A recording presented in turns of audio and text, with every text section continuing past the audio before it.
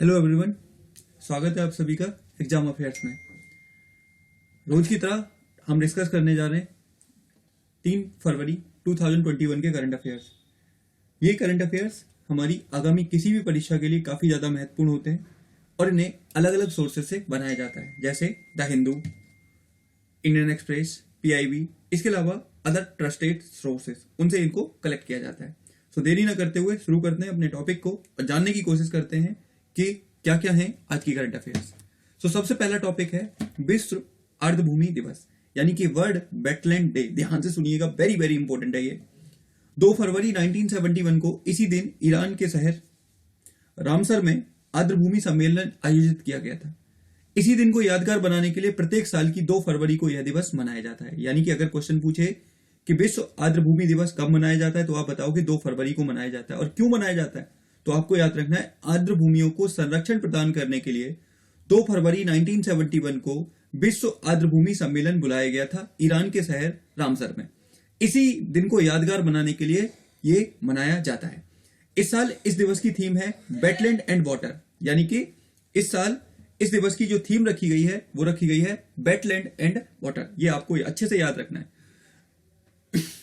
अब क्वेश्चन उठता है आर्द्रभूमि क्या होती है, तो आपको याद रखना है आर्द्रभूमि एक ऐसी वाटर बॉडीज होती है जहां पर पानी काफी दिनों से भर जाता है, काफी दिनों तक जहां पानी भरा रहता है, और जिसके कारण उस रीजन में काफी फ्लोरा एंड फौना डेवलप हो जाता है, और इसी को हम आर्द्रभूमि के नाम से जानते हैं। और आपको याद रखना है आर्द्रभूमि को क्या कहा जाता है, कार्बन अत्यधिक मात्रा में ये कार्बन को सोखते हैं, इस वजह से इनको पृथ्वी का फेफड़ा भी कहा जाता है। तो काफी इंपॉर्टेंट है आर्द्रभूमियां। लेकिन हाल में ही यूएन ने अपनी एक रिपोर्ट में बताया है कि लगातार आर्द्रभूमि कम होती जा रही है, और उन्होंने बताया कि विश्व की लगभग 70% आर्द्रभूमि लगातार मानवीय गतिविधियों की वजह से समाप्त हो गई है, और उनका यूज आजकल कमर्शियली किया जा रहा है। इस वजह से लोगों में जागरूकता फैलाने के लिए प्रत्येक फरवरी को विश्व आर्द्रभूमि दिवस मनाया जाता है। अगला जो हमारा टॉपिक है वो है कर्मवीर योद्धा पदक। ध्यान से सुनिएगा, वेरी वेरी इंपॉर्टेंट है कर्मवीर योद्धा पदक। कोविड-19 के दौरान सराहनीय कार्य करने के लिए मध्य प्रदेश सरकार पुलिस और नगर सेना अधिकारियों को यह पदक प्रदान करने जा रही है। यानी कि कोविड-19 के दौरान जो समस्याएं थी, उन समस्याओं से निपटने के लिए जो काम पुलिस के द्वारा, सेना अधिकारियों के द्वारा जो किया गया था, उनको सम्मानित करने के लिए मध्य प्रदेश की सरकार ने इस अवार्ड को लॉन्च किया, जिसका नाम है कर्मवीर योद्धा पदक। ये आपको याद रख लेना है, काफी इंपॉर्टेंट है। कहां का है, तो मध्य प्रदेश सरकार का। और मध्य प्रदेश के अभी सीएम कौन है, शिवराज सिंह चौहान है, और वहां की गवर्नर कौन है, आनंदीबेन पटेल है। और वहां की राजधानी क्या है, तो आप सब जानते हैं, वहां की राजधानी है भोपाल।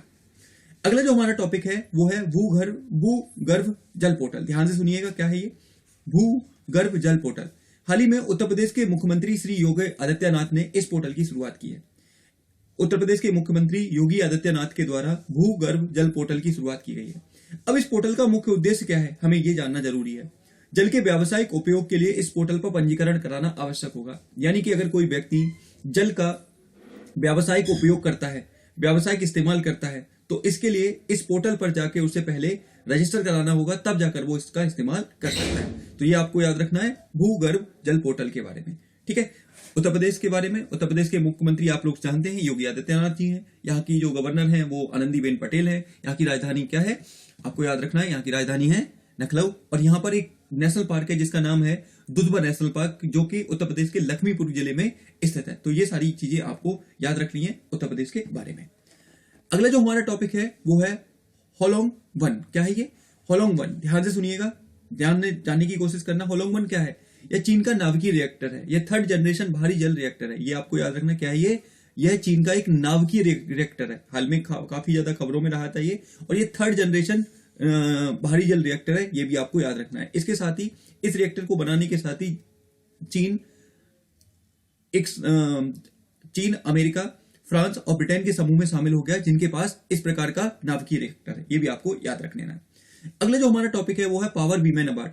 पावर वुमेन अवार्ड, ध्यान से सुनिएगा, क्या है ये, खाद्य एवं पेय पदार्थ की श्रेणी में पश्चिम भारत के लिए यह अवार्ड सोनल बरमेचा को दिया गया है। यानी कि सोनल बरमेचा को यह अवार्ड दिया गया है। टाइम्स ऑफ इंडिया द्वारा आयोजित इस समारोह में यह अवार्ड इन्हें दिया गया है। यानी कि टाइम्स ऑफ इंडिया द्वारा आयोजित एक सेरेमनी में सोनल बरमेचा को ये अवार्ड दिया गया है। ये आपको याद रखना है। और ये सोनल बरमेचा कौन है, ये आपको याद रखना है। ये हमारे पश्चिमी भारत में कई इनके बड़े बड़े रेस्तरां चलते हैं, रेस्टोरेंट चलाती हैं। इस वजह से इन्होंने क्वालिटी को मेंटेन करने की वजह से इनको ये अवार्ड दिया गया है, पावर वीमेन अवार्ड। अगला जो हमारा टॉपिक है वो है नीतीश सिंह पर्वतारोही। ध्यान से सुनिएगा, बहुत इंपॉर्टेंट है।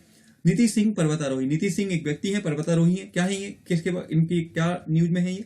उत्तर प्रदेश के गोरखपुर जिले के रहने वाले नीतीश सिंह ने, ठीक है, ये नहीं होगा, ने क्या किया है, अफ्रीका महाद्वीप की सबसे ऊंची चोटी किलिमंजारो पर भारतीय तिरंगा फहराया है। यानी कि नीतीश सिंह के द्वारा अफ्रीका महाद्वीप की सबसे ऊंची चोटी जो है किलिमंजारो, वहां पर चढ़ाई करके वहां पर भारतीय तिरंगा फहराया है। तो ये अपने आप में उपलब्धि हासिल की है किसने? नीतीश सिंह ने। और यह चोटी तंजानिया में स्थित है, जिसकी ऊंचाई 5895 मीटर है। ये भी आपको याद रखना है, इतनी मीटर है इसकी ऊंचाई। और ये कहां पर है? तो अफ्रीका महाद्वीप में स्थित है। और अफ्रीका महाद्वीप के कौन से देश में? तो तंजानिया में स्थित है। अगला जो हमारा टॉपिक है वो है ई कैबिनेट प्रशिक्षण कार्यक्रम। ध्यान से सुनिएगा। देखो, पिछले कुछ सालों में लगातार हमारे देश में ई गतिविधियां बढ़ी हैं और हमारी सरकारें लगातार ई गतिविधियों को बढ़ाने के लिए काम कर रहे हैं। इसी को ध्यान में रखते हुए ई कैबिनेट पहल की शुरुआत की गई है। कहां पे की गई है? हाल ही में उत्तर प्रदेश के मुख्यमंत्री ने अपने आवास पर मंत्रियों की बैठक बुलाई। इस बैठक के दौरान मंत्रियों को आईपैड बांटे गए, जिससे कि कैबिनेट की गतिविधियां पेपरलेस तरीके से चलाई जा सकें। यानी कि उत्तर प्रदेश सरकार के द्वारा हाल में ही की गई एक कैबिनेट की मीटिंग में उनको आईपैड दिए गए, जिससे कि वो लोग सारी गतिविधियां पेपरलेस तरीके से कर सकें। तो इस तरह ई कैबिनेट पहल की शुरुआत कौन कर रहा है? उत्तर प्रदेश की सरकार के द्वारा की जा रही है। ये आपको अच्छे से याद रख लेना है। अगला जो हमारा टॉपिक है वो है पिंक परेड। Pink parade 2.0। ध्यान से सुनिएगा, क्या है ये? Pink parade 2.0। बिहार के पटना साइंस कॉलेज में पिंक परेड 2.0 का आयोजन किया गया। इस अभियान का मुख्य उद्देश्य स्तन कैंसर के प्रति लोगों में जागरूकता फैलाना है। यानी कि बिहार के पटना साइंस कॉलेज में आपको याद रखना है, पिंक परेड की शुरुआत की गई। और यहाँ पे क्या है? इस अभियान का मुख्य उद्देश्य है स्तन कैंसर के प्रति लोगों में जागरूकता फैलाना, ताकि लोग और महिलाओं में इसके प्रति जागरूकता रहे और वो समय से पहले अगर ऐसी कोई समस्या होती है तो उसके प्रति जागरूक हो जाए। इसलिए पिंक परेड 2.0 का आयोजन किया गया। बिहार के बारे में आप सब जानते हैं कि बिहार की राजधानी है पटना, यहाँ के मुख्यमंत्री हैं श्री नीतीश कुमार। तो ये आपको याद रख लेना है इसके बारे में। उसके बाद हमारा अगला टॉपिक है देश का पहला अपंग क्लिनिक। देश का पहला अपंग क्लिनिक। अपंग मतलब आप जानते हैं, जो लोग पैरालाइज होते हैं, थोड़े से जो मतलब डिसेबल्ड होते हैं, उनके लिए काफी अच्छा काम किया गया है। कहां पे? हाल ही में अपंग मरीजों को एक ही स्थान पर सभी सुविधाएं प्रदान करने के लिए पीजीआई चंडीगढ़ में इसकी शुरुआत की गई है। तो आपको याद रखना है, देश का पहला अपंग क्लिनिक कहां पे? चंडीगढ़ में शुरू किया गया है। और ये कहां पे किया गया है? तो पीजीआई चंडीगढ़ में इसकी शुरुआत की गई है, जो कि हमारा एक केंद्र शासित प्रदेश है। ये आपको अच्छे से याद रखना है। उसके बाद अगला जो हमारा टॉपिक है वो है महात्मा अवार्ड 2020। ध्यान से सुनिएगा, अगेन वेरी वेरी इंपॉर्टेंट, महात्मा अवार्ड 2020। हाल में ही जिंदल स्टील को कोविड-19 के दौरान किए गए सराहनीय कार्य के लिए यह अवार्ड दिया गया है। इस पुरस्कार की शुरुआत अमित सचदेवा के द्वारा की गई थी। यानी कि जिंदल स्टील को जो उन्होंने कोविड-19 के दौरान एक सराहनीय काम किया था, उनके लिए यह महात्मा अवार्ड दिया गया था। और इसकी शुरुआत किसने की थी? तो अमित सचदेवा ने की थी। और आपको याद रखना है, इनको भारत का CSR क्या कहा जाता है? जनक कहा जाता है, क्योंकि इन्हीं के द्वारा CSR की काफी इंपॉर्टेंट शुरुआत की गई थी, जिसके तहत किसी भी कंपनी को अपने 1 साल के प्रॉफिट का 2% देना होता है, सोशल वेलफेयर में, सामाजिक कार्यों में देना पड़ता है। तो ये आपको याद रख लेना है। महात्मा अवार्ड हाल में किसको मिला है? तो जिंदल स्टील को दिया गया है कोविड-19 के दौरान सराहनीय कार्य करने के लिए। उसके बाद है इंस्पिरेशन4 मिशन। क्या है? ध्यान से सुनिएगा। हाल ही में स्पेस एक्स ने दुनिया का पहला ऑल सिविलियन मिशन भेजने की घोषणा की। यानी कि ऑल सिविलियन मिशन भेजा गया है हाल में ही। किसके द्वारा? तो मैंने बताया स्पेस एक्स के द्वारा। और इसका नाम क्या है? इंस्पिरेशन4। वेरी वेरी इंपॉर्टेंट, सो ध्यान से सुनिएगा।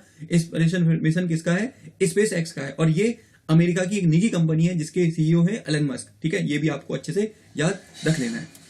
तो ये थे हमारे करंट अफेयर्स, जिनको अलग अलग सोर्सेज से तैयार किया जाता है, जो कि आगामी किसी भी परीक्षा के लिए काफी ज्यादा महत्वपूर्ण होते हैं। तो और हाँ, मुझको एक और बात बताती थी, मैं इन्हीं करंट अफेयर्स के बेस पर तथा कुछ ट्रेडिशनल क्वेश्चन के बेस पर शाम के समय एक नई सीरीज शुरू करने की है मैंने, जिसका नाम है प्रीलिम्स थिंक सीरीज। अगर आप लोग चाहते हैं कि उस सीरीज में पार्टिसिपेट करें, तो आप 9 बजे लाइव स्ट्रीमिंग होती है उसकी, तो आप आकर उसको देख सकते हैं और इनको एज ए क्वेश्चन फॉर्म में भी तैयार कर सकते हैं। साथ ही आपको कुछ ट्रेडिशनल क्वेश्चन भी होंगे, जिससे कि आपकी रोज की रोज प्रैक्टिस होती रहेगी। तो ये था हमारा आज का करंट अफेयर्स। अगर आपको ये मेरी पहल पसंद आ रही है तो मेरे वीडियो को लाइक करें, चैनल को सब्सक्राइब करें और अच्छे से कमेंट करें, जिससे कि मैं ऐसे ही मोटिवेट होकर आपके लिए काम करता रहूं। सो मिलते हैं ऐसे ही नई वीडियो में, तब तक के लिए आप सभी का धन्यवाद। God bless you all of you.